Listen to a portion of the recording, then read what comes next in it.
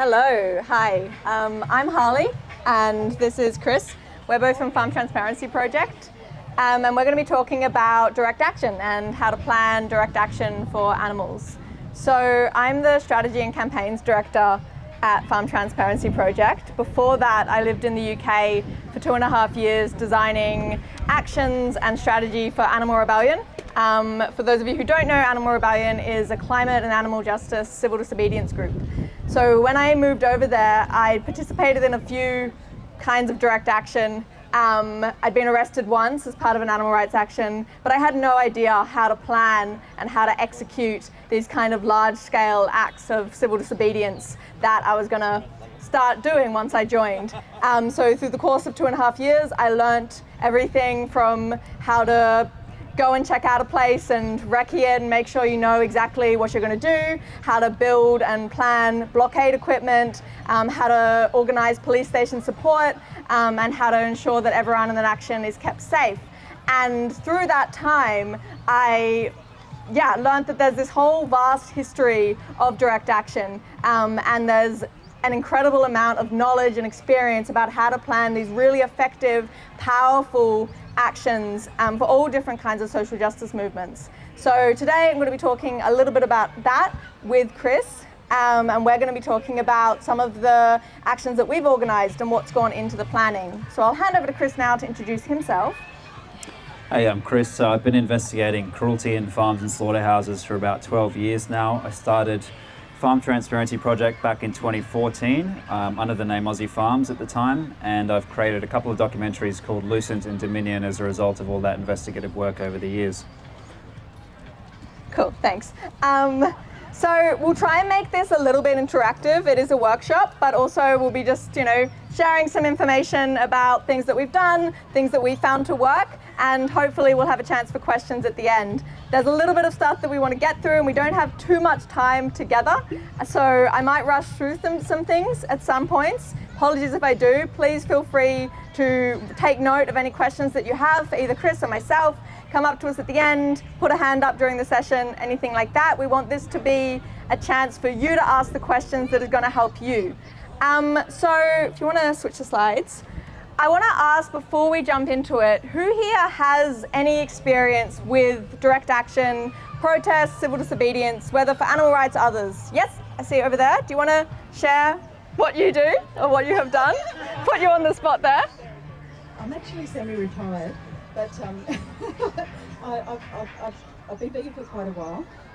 And when I first started, I was very proactive, very determined to change things. I thought once people knew what I knew, then suddenly they would change, but they didn't. So I did get involved a bit more in protests and turning up to things. I've obviously got a bit frustrated, wasn't doing much, but that's why I'm here, to step back in, amazing more energy as time goes on. I'm happy to learn and do what I can. Thank you. Amazing, thank you so much. What was your name? Sue. Sue, thank you, Sue. Who else can relate to that feeling of, going into things, having this hope that even if you could just talk to people and convince them they'll understand, and then realizing that maybe some people need a bit more to wake them up. Like, I can definitely relate, and that's definitely what's motivated me over the years as well. So anyone else, who else has had experience with any kind of protest? Yes, over there. I'll give you the mic.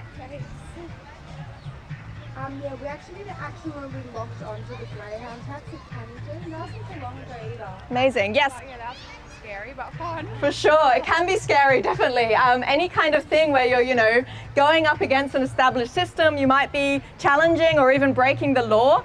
It's definitely something that is very nerve-wracking, and for a lot of people, they might want to take action, but they might not know how, they're afraid of the consequences, and I think that's really important to bring up. I'll just take a few more answers. If people just want to shout out anything that they've been part of. Anonymous for the voiceless. Anonymous for the voiceless, absolutely. So street outreach, cubes, that kind of thing. Anything else? Yep. Yep, amazing. That was my first arrest. Dominion anniversary action in Burke Street in Melbourne. In Flinders Street in Melbourne. Massive action happened all around the country.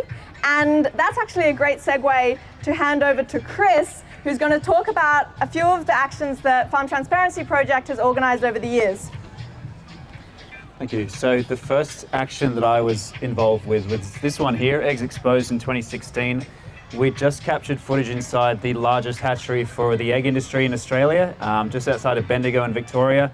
And a couple of days after we broke that story, we then returned to the facility, and a group of us went in and chained onto the machinery, shut down the macerator, and took out 150 male chicks right off the conveyor belt seconds before they were to drop into that macerator. So we held that place for a few hours and got media to come along outside, and had a large protest group outside as well with signage, and just use it as an opportunity to keep the issue alive in the media, because these things can die very quickly. But that was a very successful action, and no one got arrested. The police were pretty much on our side, and even quietly telling us how, this is why I don't eat eggs, that kind of thing. And apparently we're heard on the radio afterwards saying it was a well-organized protest for a very valid cause, which is very unusual a thing for police to say publicly. So that was, really good first action. After Dominion was released, we did a couple of slaughterhouse actions in 2018. Strathalbyn Slaughterhouse in South Australia is that top left image, and Loverduck Slaughterhouse in Victoria is that bottom left. So these were places where we captured footage for Dominion, and we saw pretty horrible things, as you might imagine. At Strathalbyn Abattoir in particular, there were pigs being slaughtered with electric stunners, and if you've seen the footage in Dominion, you see how just a horrible experience it is. They're all in one pen together, and they're just being picked off one by one with this electric stunner that gets shoved into the back of their heads for 15 seconds, and it's kind of smoking, and it's quite awful to look at.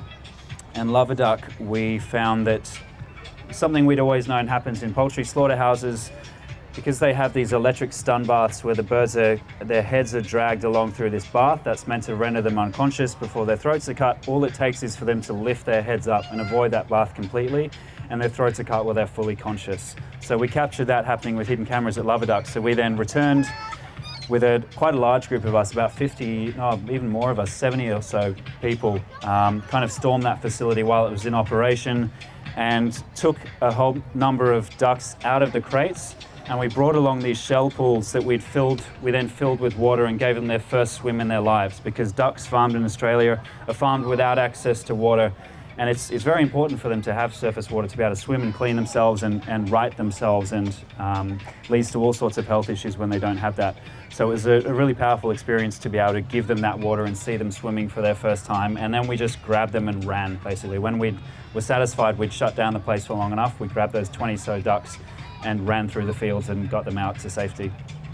The other big one, the Dominion anniversary action. So a year after Dominion was released, on April 8th, 2019, we had a series of, as Harley mentioned, series of actions around the country, including shutting down a major intersection in Melbourne and a number of slaughterhouses as well. And that just got massive media, and it boosted views of the film about 50,000 in a couple of days, and then just the daily average views for Dominion remained much higher ever since we did that action. It's never really gone down again since then, so really very successful. So we have a video to share of some of our FTP's action highlights over the year. So Chris is gonna get that set up, and while he gets that set up, I'm gonna talk about a couple of the actions I've been involved with. So as I mentioned, the Dominion anniversary action was the first direct action that I'd been part of. It wasn't the first one I'd attended though. I remember attending a slaughterhouse shutdown a year or so before that at a chicken slaughterhouse.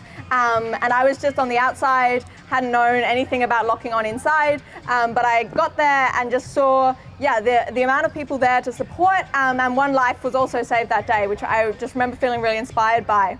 When I was asked if I wanted to be involved in the Dominion anniversary action, at that point I didn't know what it was. I said yes without even thinking, and I said yes, I would get arrested. So I remember after that day, and anyone who was vegan at the time or around at the time would just remember this flood of media. There was, so much going on. It was all over the newspapers. The Prime Minister came out, Scott Morrison at the time, came out in, admonishment of us, but still having the Prime Minister standing up and speaking about animal activists, that just felt massive to me. And that was one of the big things that inspired me to go over to the UK and start trying to learn all that I could about how to plan these. So while I was in the UK, the biggest things that I were part of, we shut down a pig slaughterhouse for a full day, so no pigs were killed that day. And then the biggest things were we took on McDonald's, so, biggest fast food company in the world. We shut down their distribution centers for upwards of, I think it was between 24 and 32 hours.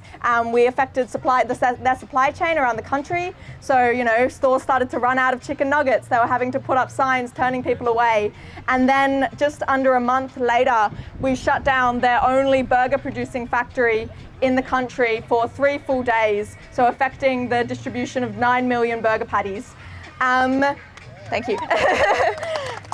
So that was amazing. Massive efforts on all parts, months and months spent building blockade equipment, everything that's involved in that. But that's not the only kinds of actions I've been part of. We often talk about these big actions where we're shutting places down, but a lot of the time, those aren't the actions that we're taking on a day-to-day basis. I've also been part of things like supermarket sit-ins. Late last year in November, Farm Transparency Project organised the day of protest, and one of those things was to enter into a Coles supermarket. 5 people peacefully sat on the floor of the meat aisle with blood, like fake blood on their hands, and they sat there for, I think it ended up being about 15 minutes, and then when the police asked them to, they stood up and they left. So no arrests were made, and we made headlines as well. So that was amazing. I've also been part of things like marches, been part of things like, blockading roads for short periods of time, been part of actions where, people might hold the bodies of animals in rallies and visual demonstrations. So I think what's important, and what I want to stress today as we're talking about all of this, is that there's not just one way to take action. There's not just one form of direct action. And what we can do when we start thinking and when we know that we want to take action for animals is start thinking about what are our strengths? What are the people around us? What are their strengths? And how can we play to those strengths and really create something special and powerful? So we're going to play the video now.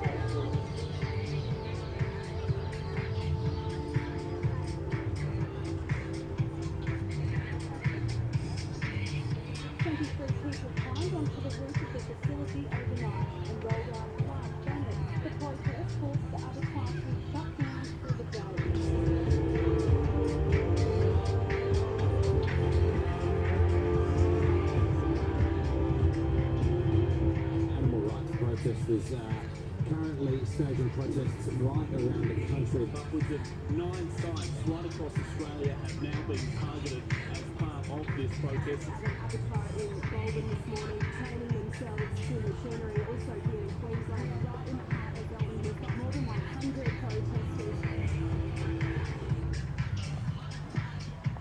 Awesome. Back to the PowerPoint. And what's the next slide? Awesome.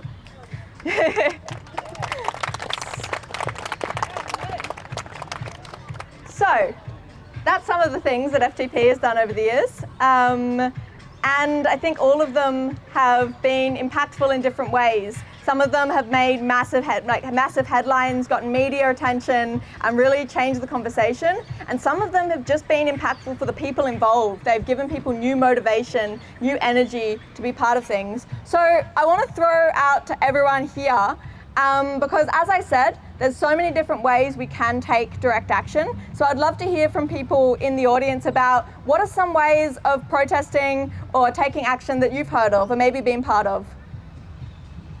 Yep. Walk-ins through the city, holding animal right, like slaughter footage and Yep. things like that. Absolutely. Walk-ins through the city, slaughter footage. National Animal Rights Day, we do a commemoration for animals with flowers and lots of posters of animals in bad situations and pay our respects really. So that's Amazing. Yep. So the National Animal Rights Day, so commemorating animals, paying respects to them. Yep. Jane and I and a few others went into trains Awesome. Yes, I've heard about that. And yeah, sounds amazing, and one of those great ways of getting information to the public, and also maybe getting a bit of attention because it's something unusual. One of the things we learnt while we were in Animal Rebellion, the actions team that I planned with, all of us, there's no degree that you can do to learn how to plan direct actions. So when we started, our team, none of us had planned anything before, or maybe at the most we planned a rally. So we learned a lot working together and building things. And our early actions, I got to tell you, were pretty horrible. They were just a little bit embarrassing because we didn't know what we were doing. But one of the things that we learned was to find the things that make people go, how did they do that? Or why did they do that? Make people ask questions. So one thing, and this is, one of those little embarrassing things, but whatever, is we shut down the burger factory for 3 days, and a couple of months later, we dyed the fountains of Buckingham Palace red to kind of protest against animal agriculture. One of those actions took months of planning, and 3 days of camping out in the most horrible factory town in the UK, having drivers drive past us shouting abuse out the windows. The other took about 15 minutes and, a jug of red dye. And guess which one got more media? Red dye and Buckingham Palace fountains. So you might do something and you might think, wow, we got kicked out pretty quickly, didn't last that long, was that effective? But if you're doing something that makes people ask questions or makes people kind of take a second glance, it's likely going to be just as impactful as something that takes a whole lot of planning. So I think one of the big things is think smarter, not harder. Think about what is going to make an impact. Think about what is going to be a bit surprising and what is going to get attention. So when we're planning actions, we have to remember who the audience is. We might plan a really fantastic action, looks great people involved, but if it's, protesting outside a building down a side street, even if that building is perfectly, relevant to what we're doing, we're probably not going to get the attention that we want. Another action that we did, which got really great media, is we dropped a banner off the side of the Home Office in the UK about animal agriculture subsidies.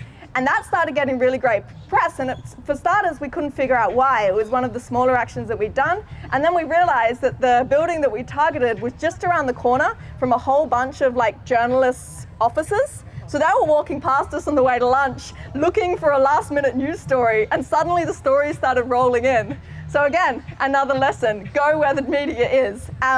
So the Dominion anniversary action, something that Chris and I were both involved in, Chris obviously with the planning and me as a participant, that got such great media. And one of the reasons for that is, one, due to the sheer scale of it, but also because not only were slaughterhouses targeted around the country, there'd been slaughterhouse shutdowns before, and something we often struggled with was to get any attention to them, because slaughterhouses are quite often in rural places. The media who might cover it aren't going to go out there. So you might get a lot of local press, but you don't get that big national press that you might be looking for.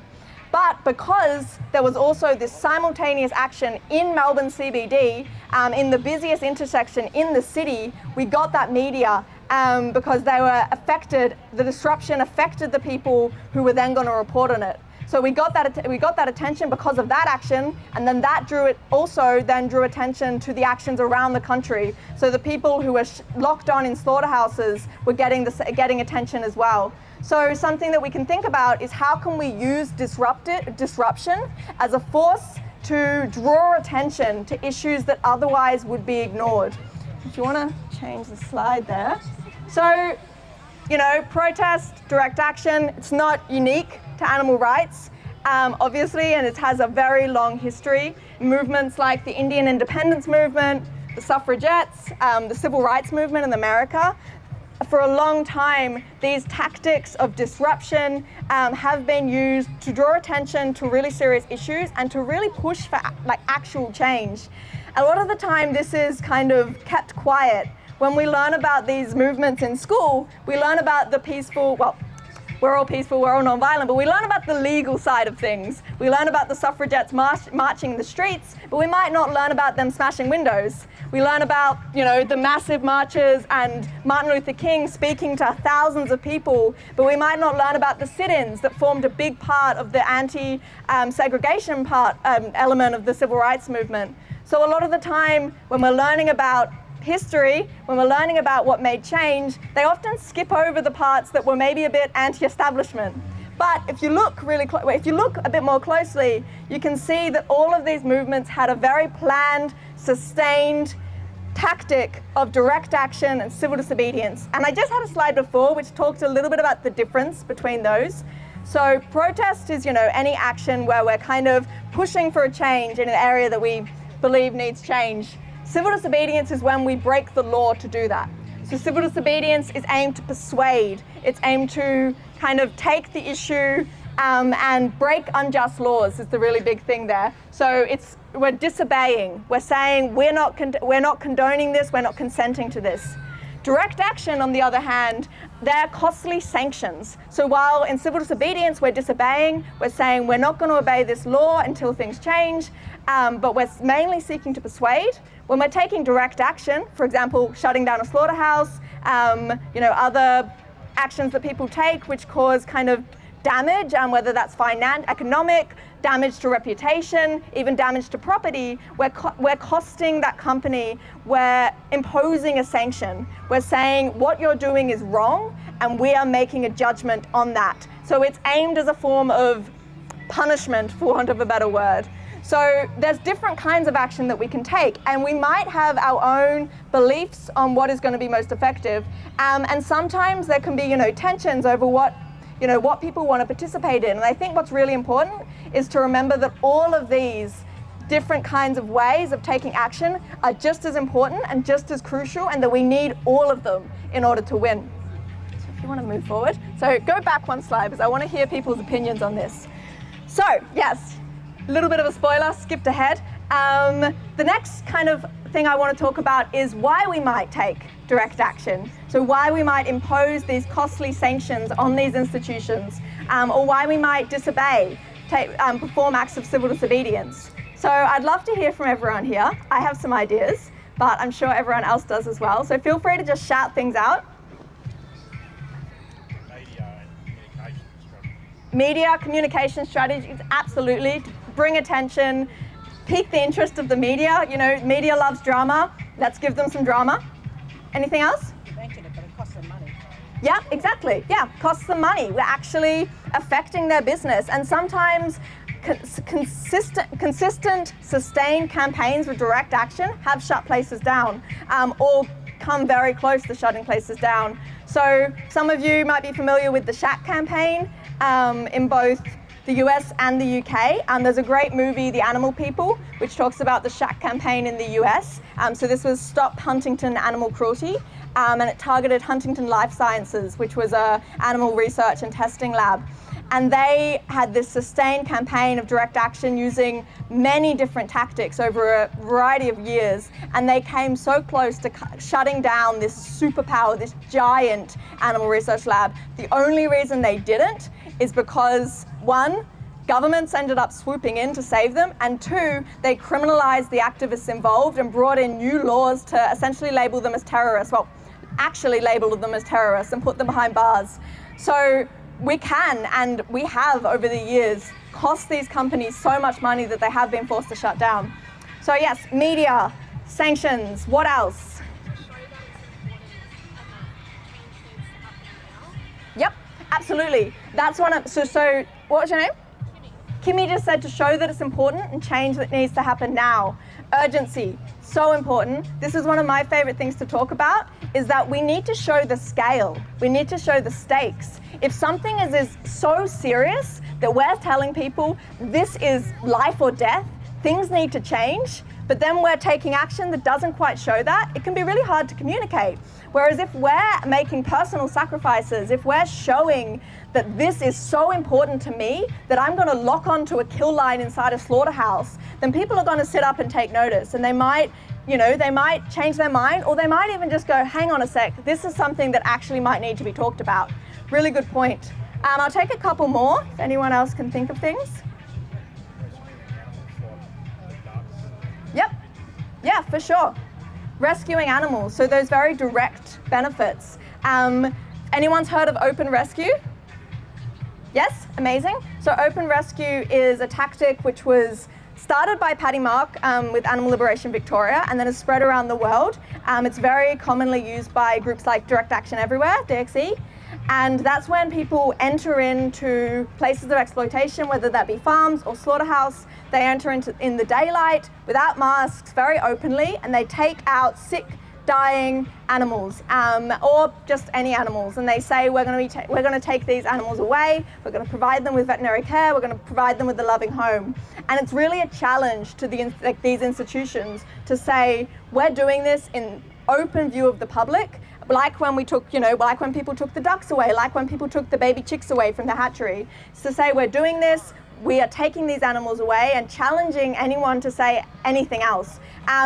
This is one of my favorite forms of action, which is called dilemma action, which is essentially you want to put the authorities and the public in a dilemma, in that if they take action against you, they're basically putting themselves on a really shaky ground morally. So any member of the public who's watching someone walking out carrying a sick, dying animal is going to probably look pretty unkindly on a police officer who's then taking that animal away back to be slaughtered and arresting the person who's doing that. But then also, if they don't intervene, if the authorities don't intervene, if nothing happens, we win, because we get out, those animals have a new life, and we also make a point. We make this, set this precedent that this is okay. And I know DXE in the USA are doing some amazing things right now with the right to rescue. So they've been doing show trials for the last year where they've been really challenging this notion of being able to rescue animals in the courts. And it's, some really fantastic things going on there. So actions don't just finish when people get arrested or we pack up and go home. Actions can also extend into the legal system. And some people might, challenge laws for one of the main reasons is that they might want to go into the courts and challenge these laws in the court system. So yes, other reasons, we want to communicate, like we said, we want to persuade people, we want to make people take a side. So that's what I mean by polarize. So some people, might not like direct action because they say that it's polarizing, it, kind of divides people. I would argue, and a lot of the literature on civil disobedience would back this up, is that polarization is actually what we want. And there's this fantastic communication specialist called McDonald-Eckersall, and she says that what we want to do when we're trying to communicate about progressive issues is we want to engage our base, persuade the middle, and alienate the opposition. We're not trying to make everyone like us. Instead, what we're trying to do is create a clear line of division. We're trying to make it so that on one side, if people saying, that actually seems like a pretty reasonable thing to do, locking on to a hatchery, locking on to a macerator right before thousands of day-old chicks are going to be ground up alive, that seems like a pretty reasonable thing to do. Walking in and saving sick, dying animals seems like a pretty reasonable thing to do. So then the people on the other side who are going up and saying these people should be thrown in prison, they start to look a little bit mad. So that's what we're trying to do when we're trying to polarize. But even if it's not that cut and dry, even in the case of something like the Dominion anniversary action, where there might have been a lot more grey areas. People weren't sure about, disrupting traffic. People weren't sure if this is, the right way to do things. It still creates a debate. At Animal Rebellion, we used to talk about trying to aim for creating dinner table conversations. We wanted to be what people were talking about that evening. We wanted to be a conversation people were having around the tables. Because even if we might not have convinced everyone straight away, what we had done is we'd engaged our base, we'd shown people who supported us, this is how you can take action. And we also created that discussion to then bring these issues into the light. So we want polarization, we want people talking, we want people taking a side, because it's better that they take a side, even if it's against us, than that they're neutral and they don't care and they're not thinking about it. So we also want to dramatize, we want to make this bigger than it is. We want to remove our consent from institutions that we don't agree with. We want to say we're not supporting this, and in fact, we're going to take an active stance. And when I'm talking about direct action and civil disobedience, I'm always talking about non-violent direct action, non-violent civil disobedience. And a lot of people think of non-violence as a passive stance. It's saying, standing back and saying no. Non-violence is actually a really active stance because in essence, we're standing up, we're confronting these violent systems head on, and we're saying we're going to stay non-violent, we're going to be peaceful, but we're not going to let this violence continue.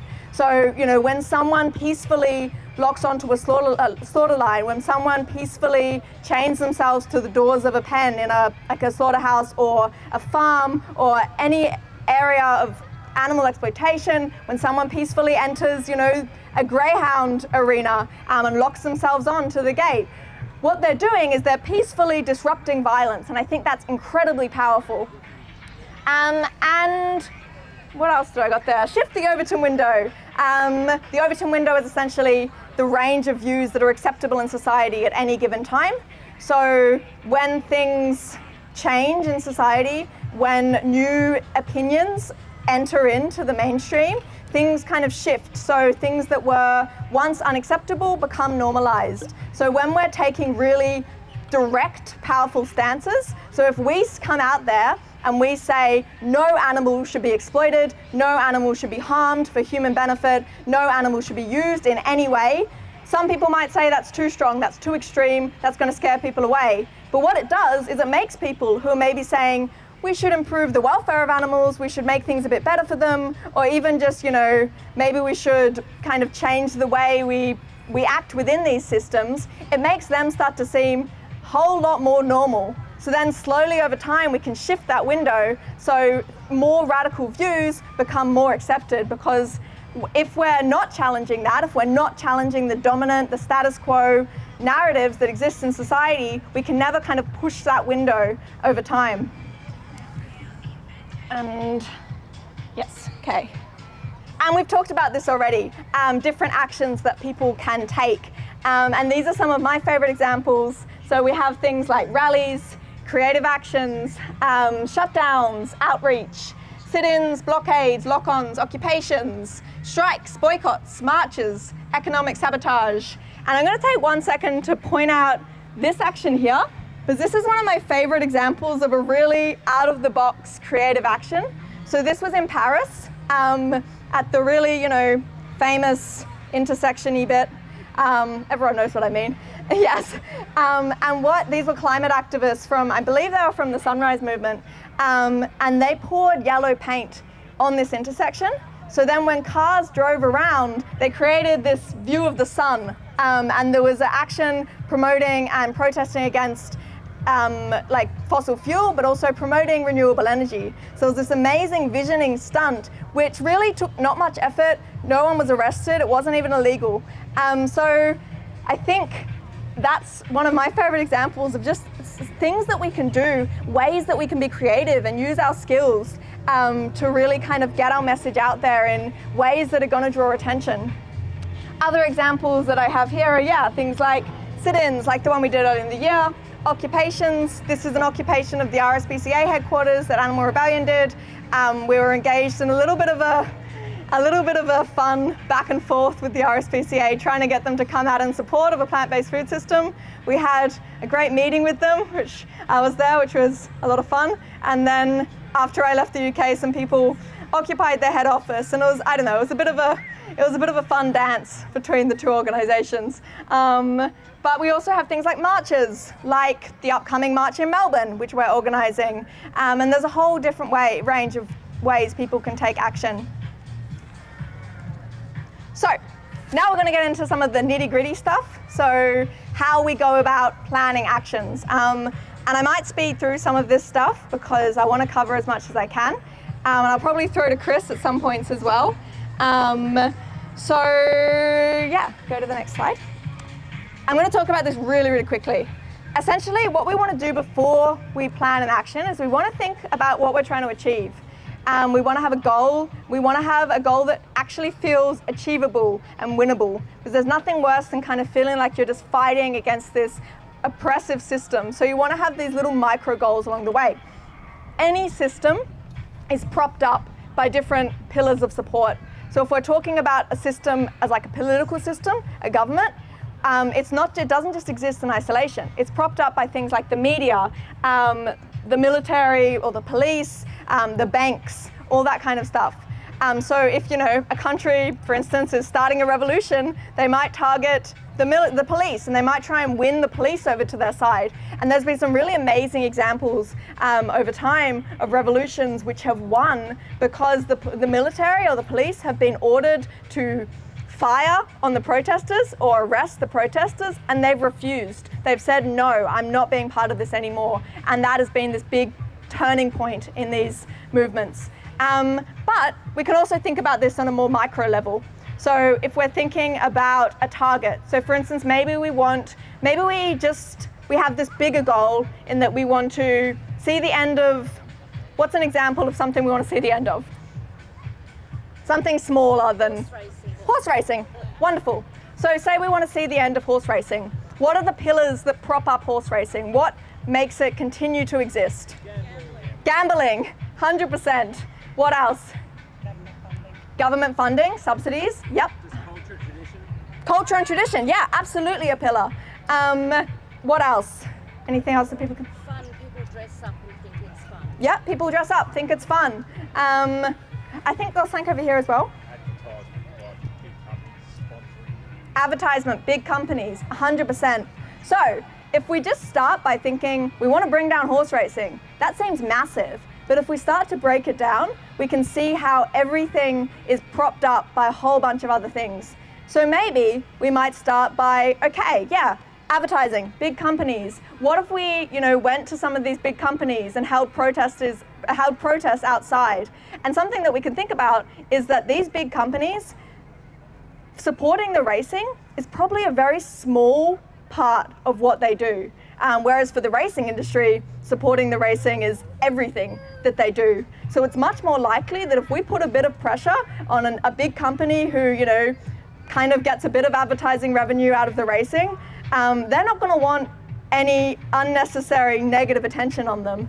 And this is something that the Shat campaign did, actually, when they were targeting Huntington. They realized that it was really hard to go after this massive monolithic business, this multinational, multi-million-dollar business. So they started targeting all the things that held it up.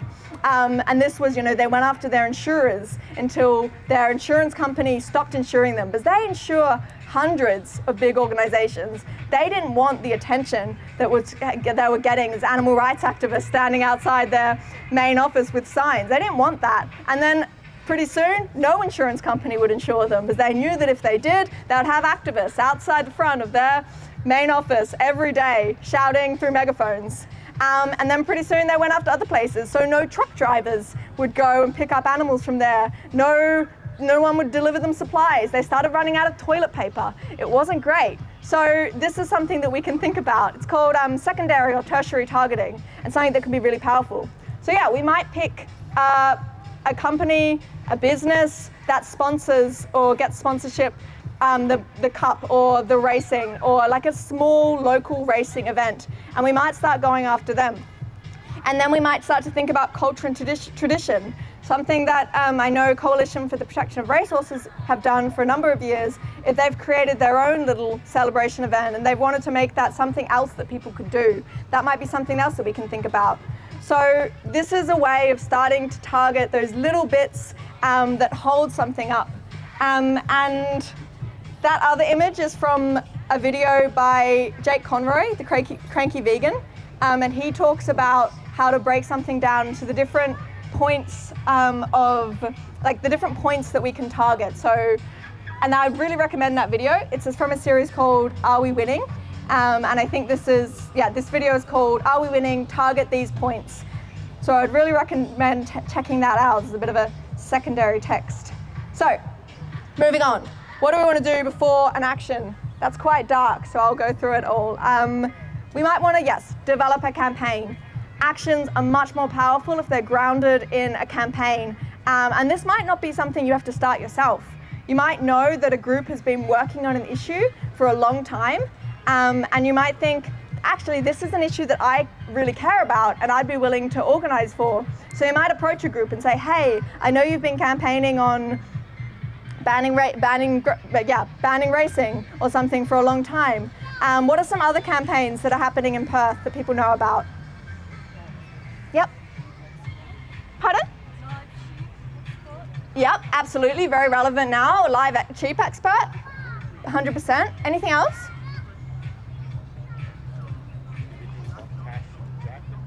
Yep.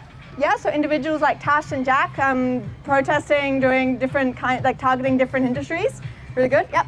Anything else that springs to mind? Campaigns that have been. Black Cockatoo project, because they're getting rid of the natural habitats. Amazing. Yep. So black cockatoos and natural habitats, like wildlife protection. Really good. And just looking around as well, I can see different groups with different kind of missions, different targets, different campaigns. So that's a really great place to start. Think about what's already happening and then think about, okay, how can I help out? So let's take live sheep export. Let's say, we know of a group, they're planning a campaign, we want to plan an action. So we have a campaign. Next up, we want to know our target. We want to think about, why are we doing this? What are we trying to achieve? Who can make that happen? So the really things we want to think about first is to set our goal. What do we want to achieve out of this? And then we want to really hone in on who can make this happen. And one of the best things I ever learned was from a really experienced campaigner who said that your target, it might be it might be a government office, it might be a building, it might be a place, but it should always at the heart of it be a person who can make things happen. Because we can often get lost in some kind of system, can seem so confusing, but ultimately at the end of the day, there's one person, there's someone who can change things. They can make things happen. And if we can't get to that person, we go to the next person who can get to them. If we can't get to that person, we go to someone who can get to them, and we work our way up, knowing that there's one person who actually can make change, and we want to get to them. So we have our campaign. What is our target? What are we trying to achieve? We're trying to ban live export. Who can make that happen? Government. Yep, absolutely. So maybe we can't get to the federal government or the state government. So what is something that we could do? Where is something that is part of live export that couldn't exist without it? Trucking companies. Yeah. I mean, if there's no trucks to take animals to the port, they're not going to really have much luck. So there we have it. We have our target. We have a target. So now we want to pick a realistic outcome. So what's something that what was something we could realistically achieve? We have a target, we have a campaign. What are we going to achieve with the limited resources that we might have? Anyone have any ideas? Yeah. Stop the trucks for a day. Yeah, that seems realistic, right? We might not be able to, make them drop their whole contract with this port. We might not be able to kind of stop them for a whole week. We might only have, 10 people who are willing to take part. But stopping them for a day, that sounds pretty good. I reckon we could do that. So then we want to understand the law. And this is really important. This is something that, is one of the not so fun parts of maybe planning direct action. But I do want to say as well, Chris mentioned before some of the actions he's been part of which haven't resulted in arrests. When I was in the UK, I was on a visa. I got arrested twice, accidentally, but I took part in many direct actions without ever getting arrested. A lot of the time, we can take action that doesn't result in arrest. Sometimes arrest is necessary for what we're trying to achieve. And one policy that we have is we only want to risk arrest when we think it's going to get us to where we really need to go. We don't just do it for the kicks, But there's also many roles in actions that are essential and that might not involve getting arrested. But we want to understand the law. We want to understand what charges people might be facing. Say if they, lock onto something to block trucks getting into the port, something like that. So ideally we want to speak to a lawyer. Ideally we want to speak to someone who has experience. But even if not, we want to speak to other people who've taken action in the past, who have experience with this kind of thing. And this is a great place as well to reach out to other movements. the climate movement, for instance, has a long history of taking this kind of action. They probably have so many resources that we can really draw on, and forming these kind of alliances is amazing, really helpful. I know I've reached out to climate groups in the past to ask things like, hey, could you teach us how to climb? Because we're planning an action, and they, tree defenders have this amazing experience climbing, scaling trees and all that. And then understand the law, figure out what kind of action you'll be taking, and then start to build your team.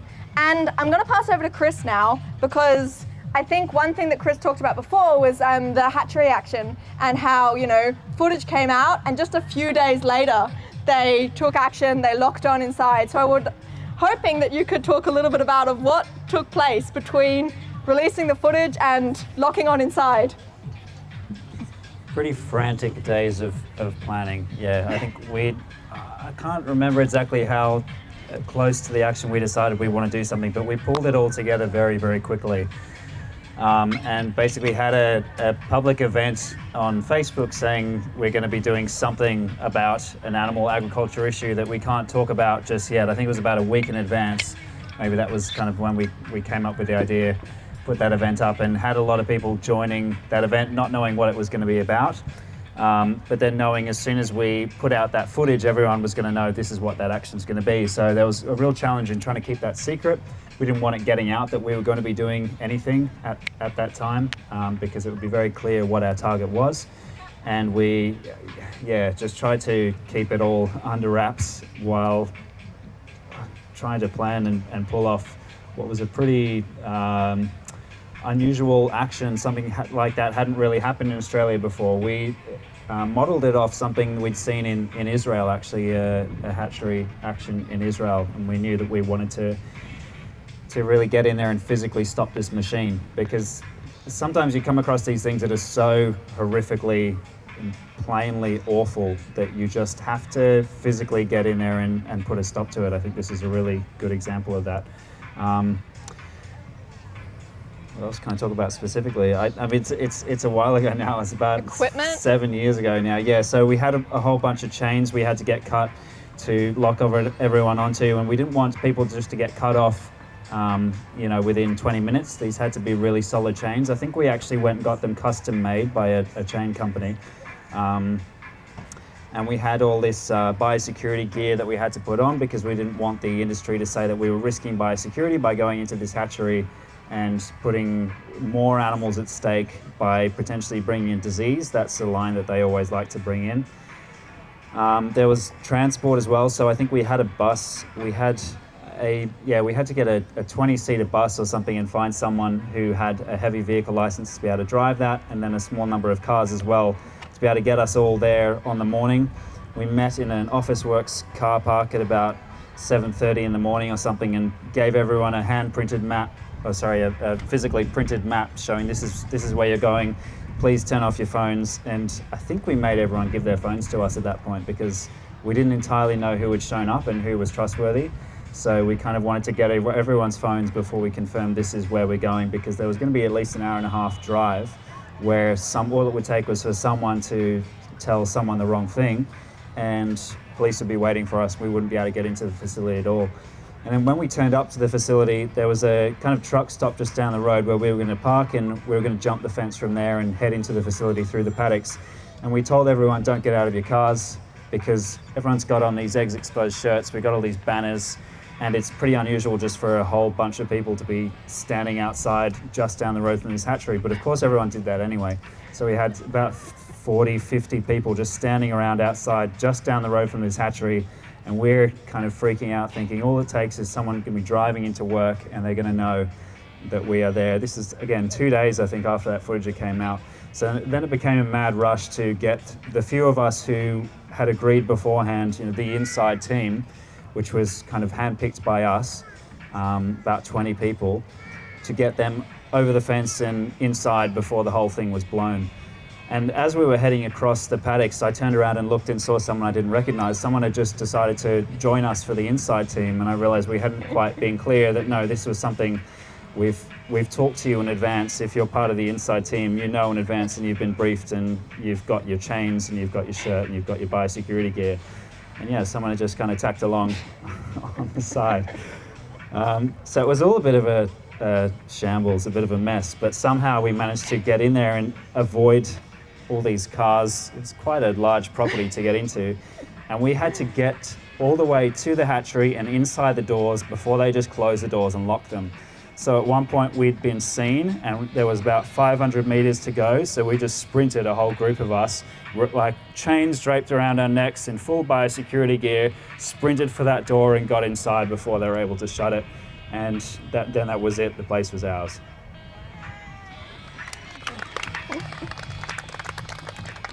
Thanks, Chris.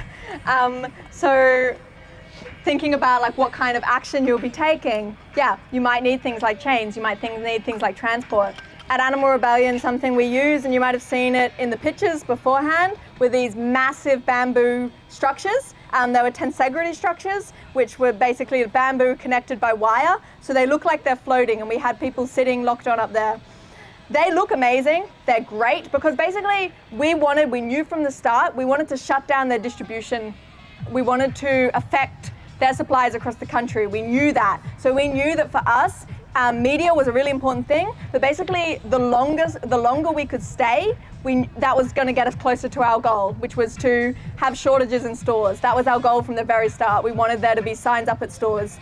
So we knew we had to be there for as long as possible. So when we were thinking about how to plan this action, we were focused on how long we could last and what would make us able to do that. So we rented trucks, we had people on top of those. We built lock-on devices, which we call biscuits, which was sawed off cast iron drums filled with concrete with like a metal lock-on tube inside, which people would put their arms in. And we built these bamboo tensegrity structures. So we had around 15 of them. Over the time when I was with Animal Rebellion, we had around, leading up to 12, I think, seized by police.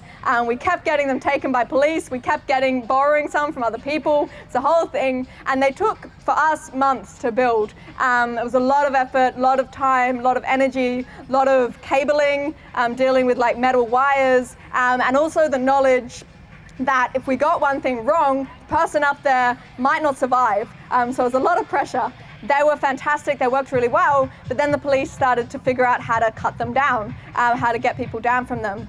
And we started to think about how can we maybe think about things that are slightly less time consuming, things that we could pull together in a week or two or under a week. And that's when people in Animal Rebellion started doing truck surfing, which is when we stopped trucks and then climbed on top of those trucks and locked on top. So we were using the facility's own infrastructure against them. One thing that I've learned over the years is one of the best things you can do to shut something down is get on the roof. They can't touch you up there. It's health and safety, takes the police a long time to get up there. I'm not telling you this, I'm not telling you to do this for anything, but just out of kind of my own experience, whenever we had someone on the roof, we were there for as long as we wanted. So roofs are great, I love roofs, but using somewhere's own infrastructure against them is fantastic because it means that you don't have to bring all this stuff. So something I would really recommend is checking a place out. Checking it out on Google Maps to start. The amount of times I've done Google Maps, we call them recce's, reconnaissance, recons, whatever you want to call them, flying in over on Google Maps, getting my little yellow man, dropping in wherever I can, going around, getting all the sides, screenshots, all that. But also checking out a place in person. We would go to places and park outside, go for a walk around. We had one particularly bold volunteer, who was just wearing a high-vis vest. He had like a van. He drove up to the McDonald's distribution center and said, "Oh, I've got a delivery for inside." They just opened the gates, let him drive on in. So I was driving around, taking photos out the window. Once we were walking around the burger distribution factory, quite a long time before we did the action there, we were trying to find their water supply because we had this great idea of if we shut down their water supply, they can't operate. So we were poking around, lifting up manhole covers, and security came out and said, "I saw you guys, looking around our water supply." So first off, we were like, score, that was their water supply, excellent. But then we were like, oh shit. So I think I stood up and I was like, "Oh yeah, we're just looking for mushrooms." And the security went on a long spiel about all the great mushroom areas in the area. So we had a good listen and we're like, thanks man, we'll go over there and have a look. And we walked away, jumped in the van and realized that one of the people had an Animal Rebellion logo on the back of their high-vis vest. So check out a place, but also make sure you're not doing it with your logo on the back, on your back. But yes, checking places out is great. Thinking about where are the weak points, where are the places where if we shut this place down, they can't really do much. And yes, going back to our stopping the trucks, live export trucks for a full day. What are some ways that we might do that? What equipment might we need? Chains are great, love chains. People are also great. If we have a whole bunch of people, that's pretty fantastic. You can't drive through a whole bunch of people. What else could we use? Heavy structures, bollards, things like that. Yep, so like physical disruptive things, barriers, exactly. Something that protesters use are cars, like broken down cars. That's great. And we're almost out of time. So yes, we started a bit late, so I think we can fairly finish a tiny bit late. So I'll speed through the rest of this. Do you want to skip through? We've already covered this. Principles of action design. We want to be disruptive, and this might not necessarily be physically disruptive. We might not just be shutting places down, and we might also be like emotionally or psychologically disruptive, challenging the status quo. Non-violence, very important. Outward facing, as I've already mentioned. Sacrifice, as we talked about before. We want to show why this is important. Action logic. We want it to make sense. One of the mantras I repeat to myself when I'm planning an action is make it make sense. Because you can get tangled up in this, planning and trying to make something clever and work. But then essentially what you want is for a single picture to be able to tell the story of the action. So t-shirts, things like that are great. Placards, banners, those things make sure that your action can't become distorted. It can't be taken out of context. So because if you have a picture of someone locked on, that's kind of a bit ambiguous. What are they doing? We don't really know. But if they have a t-shirt on them that says, ban live export, it's pretty hard to dispute why they're there, what they're doing, what motivates them. And visioning. We want to show a vision of the future. This might be, rescuing animals, taking them out of this suffering and saying this is what could be. And we want to show a better world through our actions as well. And I feel like it's probably a good place to finish. So thank you for coming. Thank you for listening to us talk about our various experiences with direct action and protest. And I think we have a tiny bit of time for questions. So we'll open up to the crowd for Chris and I.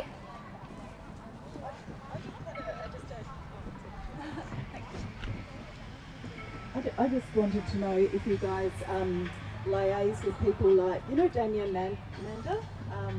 Have you had much to do with him at all? He's like you know who he is though, don't you? Yeah, because basically we are at war. You know his background and his experience with logistics and all of that sort of thing. Whether someone like that might be good to give you some advice and support, because what you're doing is incredible. The way you give of yourselves and the way you give of your intellect, you're incredible people, and the work that you do is so invaluable. I mean, Dominion has given us all so much material to use and direct people to something so valuable. So, yeah, that was just something that popped into my head the other day, that, with people like that, you could check in with their systems even and get ideas of how he operates and what he does. And absolutely. Like that. Just kind of, Yeah, amazing, thank you. Right, thanks. I don't know if you want to respond to that.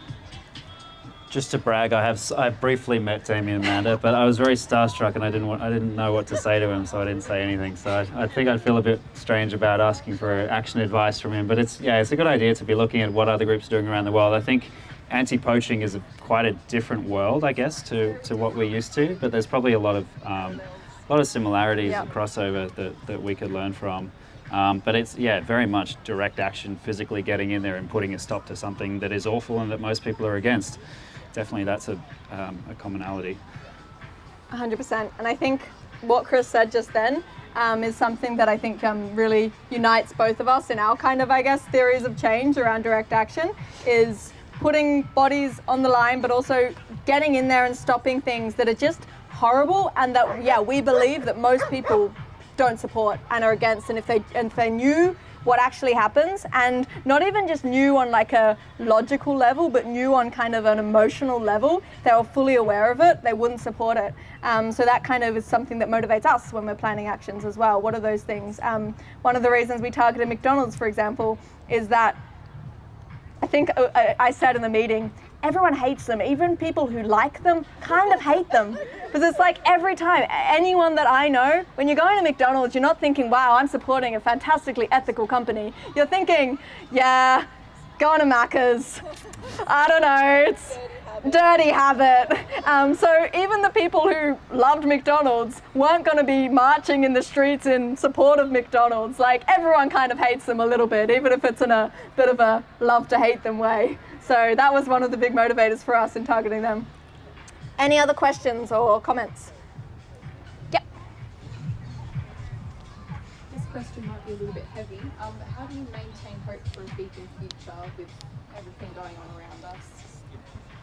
Very good question. Do you want me to go please. for this first? Yeah.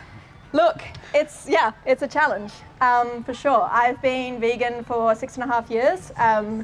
Started taking action pretty much straight away. And when you do this kind of work, especially just, like kind of what Chris does, seeing just horrible things all the time. For me, it's been taking action and just knowing that even when you've spent months and sometimes years on a campaign, nothing, not much is really going to change. It can be a real big challenge. I think for me, one thing is having a supportive community, whether that's in person, online, just knowing that there's people out there. And I think for me, being part of groups like Animal Rebellion and our Farm Transparency Project has made a big difference. It's knowing there's other people out there who care. And I know for me, this kind of work is what keeps me going as well. Knowing that when I'm putting energy into it, when I used to do this on a volunteer basis, I'd put all my spare time into it. Now I'm incredibly lucky for the last few years to be able to do it on a full-time basis. But in whatever capacity, just being able to take, whether it's an hour a week or your full job, and putting energy and time into something that gives you purpose, that really helps me. But also just having people to talk to, spending time with animals always helps me. And just knowing that regardless of the kind of end goal, which we're all fighting for, and that I do believe, in the back of my mind, we're going to achieve one day. I don't believe that evil can ever really persist. But regardless of that, there's these small moments, these moments where things do change, whether that's one animal who's saved, one life being saved amongst all the many who we can't save, but knowing for them their life is forever changed, or whether it's doing something like the Dominion anniversary action. I remember getting out of custody and just feeling like the world had shifted on its axis just a little bit, feeling like things were not the same as they were yesterday, and hearing things in the news, like when people are talking about animal rights things in the news, and just being like, this wouldn't have happened 10 years ago, 20 years ago. So those micro changes, because I guess I always relate it to what I was talking about, these shifts in the Overton window, looking at social movements over time and realizing that at the time when those people were involved in them, they probably felt pretty similar to how we do now, that they're fighting for this massive change in society. I think about, youth, the student activists in the civil rights movement who, many of them are still alive today, and the way they talk about that time and just feeling like, they didn't know what they were doing. They were planning, they were trying, they were taking action, and they didn't know if anything was going to change. But knowing that, hopefully zooming out, there'll be a time where we can look back on everything that we're doing today and see the impact that it's had. So, yeah. I don't know if you want to add to that? Yeah, I think if I genuinely believed that people just did not care, then I'd probably have given up a long time ago. But I think people do care, they just don't know. And as I talked about yesterday, secrecy is the biggest weapon that these industries have. And it seems like such an easy thing. If we can just let people know what's happening, we've won. And there's a kind of excitement to that. Like maybe this is the time, things are just going to blow up and they won't be able to go back from this. I remember the Four Corners story of Bloody Business, that live export story in 2011. I think it was such a strange vibe. Kind of the day after, everyone was talking about it. And I think I've been chasing that high ever since, because I've seen this is what it could be. If we can get this conversation happening around animal agriculture, there's no going back from that. So yeah, that's what keeps me going, chasing that high. Yeah, there's a lot of chasing highs in what we do. You know, you do one thing and you're like, oh my God, that was amazing. Then you fight until you get it again. So yeah, that's another way. Cool. I think we're out of time. I think we might have gone a little bit over, so apologies to the organisers. And thank you so much to the organisers of this amazing event and for having us down from Melbourne to speak. We're very thrilled to be here. And yeah, thanks to everyone for coming along and listening. Always happy to chat, get in touch, come talk to us afterwards. If you want to plan something, the cops are here, run! If you want to plan something, please get in touch. Always happy to share any knowledge or experience that I have, and also just brainstorm. Best way to come up with new ideas is just to chuck some ideas around, see what you land on. So yes, thank you so much. You want to say thanks? Thank you.